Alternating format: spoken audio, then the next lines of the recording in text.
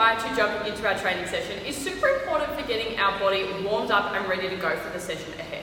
We're going to run you through 4 of our main go-to activations.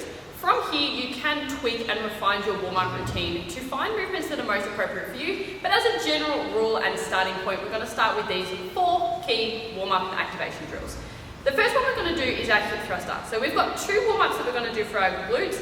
One is bilateral, which means we're doing both at the same time, and our second, which we'll go through in a minute, is unilateral, which means we're doing one at a time.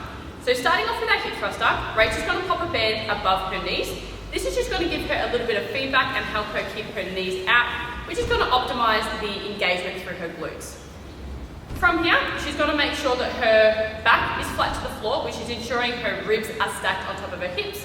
She's going to squeeze her glutes, and then we're lifting those hips up to the sky. We like to do a 1 to a 2 count hold at the top, just to make sure that we're getting that big squeeze and full contraction. The magical number in terms of reps when it comes to your warm-ups, we like to do 12, but it really can vary depending on how many reps you need.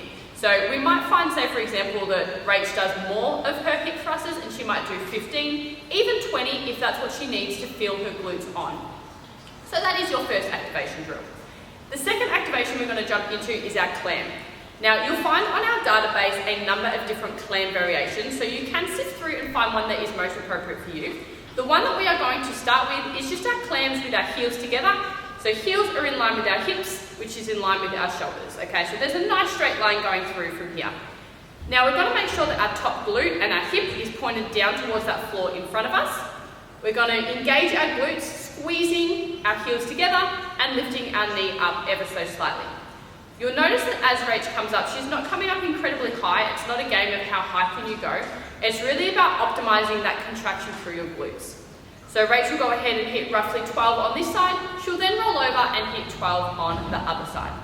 So they're our 2 glute activation drills. Activation number 3 is for our core. We like to use the variation of our dead bugs. Now, if you scroll through our database, you'll find many different variations for our dead bug. So flick through and find the one that is most appropriate for you. As our starting point, we're going to start with our dead bug legs only. So you'll see here that Rachel's got her arms directly up above those shoulders. From here, she's going to bring her legs up to a 90-degree angle. And we're going to make sure that her back is pushed flat to the floor. What that does is it makes sure that your rib cage is down, stacked on top of your hips. This is then going to allow you to get full contraction through that core. Now, using our magical number of 12, we're going to alternate these legs one at a time, only extending as far as we can while maintaining that ribcage alignment and flat back to the floor. If Rachel was to push these legs any further, she's going to start losing that engagement, as you can see here, and she's going to start curving through that lower back. So again, 12 reps here, and that is your third activation. Jumping onto our last activation, we are going to be hitting a band pull apart. So for your 4th activation, you want to be doing something for your upper back. Most of us choose to do something like a band pull apart. You also may choose to do something that's going to help engage your lats, if not both of them. For today, we're going to do our band pull apart. So taking our band, our hands are just outside of shoulder width.